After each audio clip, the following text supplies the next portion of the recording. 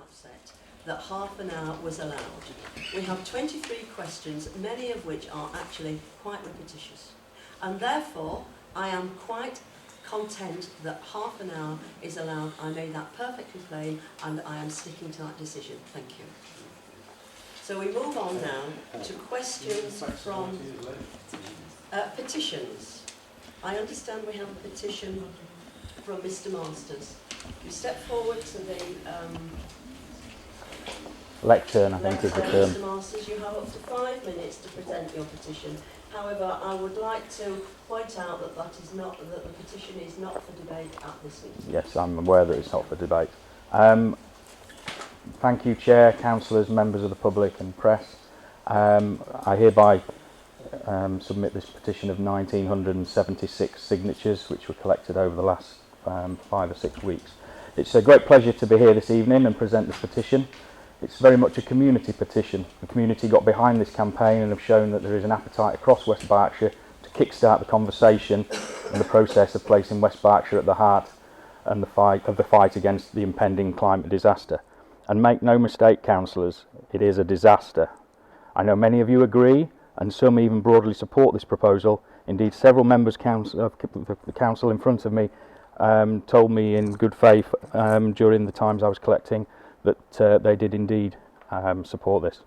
As recent reports from the world's leading scientists have shown, we are failing on a national and an international level to meet the targets agreed in the Paris Accord. On Tuesday the 13th of November, Bristol City councillors from across the political spectrum voted in favour of a Green Party motion to declare a climate emergency and bring Bristol's CO2 emissions target forward by 20 years. This petition urges the same West Berkshire Council to make the same decision to strive towards transitioning West Berkshire to a zero carbon economy by 2030, and comes on the back of the recent UN Intergovernmental Panel on Climate Change, which warned that humanity has 12 years to take action if we're going to prevent global warming from exceeding 1.5 degrees increase. Above this, the risks to humanity of floods, droughts, extreme heat and poverty become much greater, impacting on hundreds of millions more people. The actions by other councils across the country, including the Conservative-led Scarborough District Council, only last week to declare such emergencies, shows that many councils are facing that challenge head-on. By declaring a climate emergency, that's the first step. Because the effects of climate change impact all areas of council responsibilities, we propose that a dedicated executive portfolio should be created to oversee, manage and coordinate the challenges that we face. It's therefore vital that one of the first actions of that portfolio would be to engage and procure a complete energy audit. The following examples are by no means exhaustive or complete. Transport. In 2018, transport became the UK's most polluting sector, emitting over a quarter of all our country's greenhouse gas emissions. And failing to curb emissions in recent years has been somewhat of a disgrace. Newbury continues to suffer from congestion, and at peak time, traffic jams across our town still continue to poison our air, delay our buses, and discourage people from walking and cycling. Congestion is also has a highly negative impact on our economy due to the cost of time lost for traffic delays. We simply will not meet any targets without tackling congestion and our addiction to the car, and we won't be able to address either without prioritising West Berkshire's public transport, walking and cycling infrastructure. It's therefore recommended we prioritise those ahead of cars as laid out by the NICE recommendations in the question you heard earlier. Other authorities around the country, Manchester, local authorities and in London, have managed to kickstart such initiatives.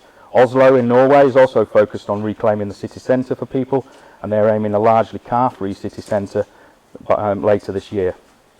This vision is not anti-car, as one of your colleagues is pains to remind me of many times.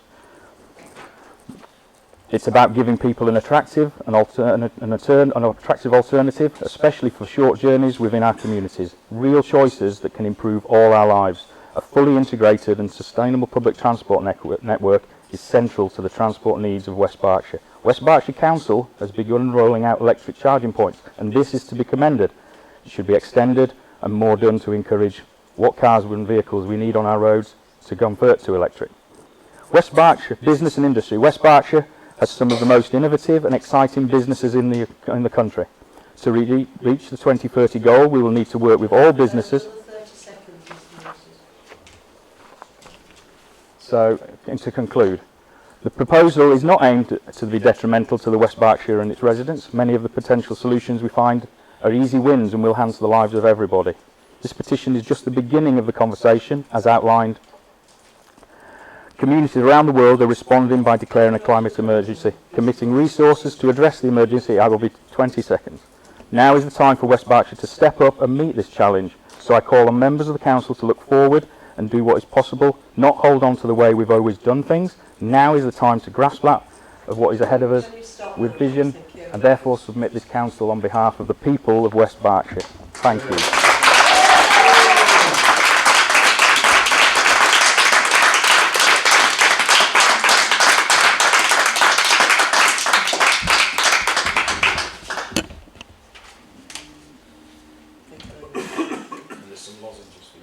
Thank you.